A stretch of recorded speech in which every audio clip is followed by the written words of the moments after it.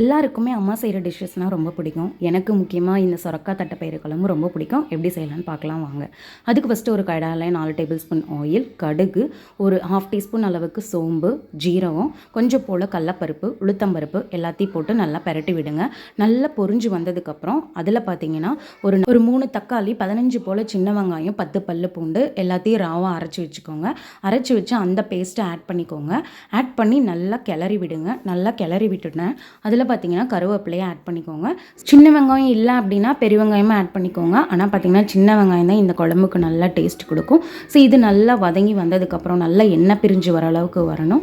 So வதங்கி வந்ததுக்கப்புறம் பார்த்தீங்கன்னா 1 டீஸ்பூன் அளவுக்கு மிளகாத்தூள் ஆட் பண்ணிக்கோங்க. உங்கள் காரத்துக்கு தகுந்த மாதிரி ஆட் பண்ணிக்கோங்க. ஒரு 1.5 டீஸ்பூன் அளவுக்கு பார்த்தீங்கன்னா மல்லித்தூள் ஆட் பண்ணிக்கோங்க. ஸோ வீட்டில் அரைச்ச மல்லித்தூள்னா நல்லா டேஸ்ட் கொடுக்கும். அதோட கொஞ்சம் போல் மஞ்சத்தூள்.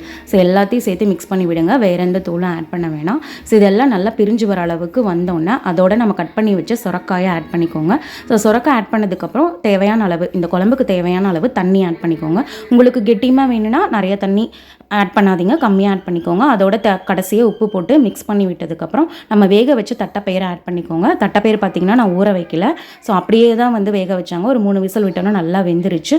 ஸோ அதை ஆட் பண்ணி நல்லா கொதிக்க வைங்க. இதோட ஒரு தேங்காய் பேஸ்ட், தேங்காய், 1 ஸ்பூன் பொட்டுக்கல்ல, கொஞ்சம் போல் சோம்பு, ஸோ எல்லாத்தையும் அரைச்சி அந்த பேஸ்ட்டையும் ஆட் பண்ணிக்கோங்க.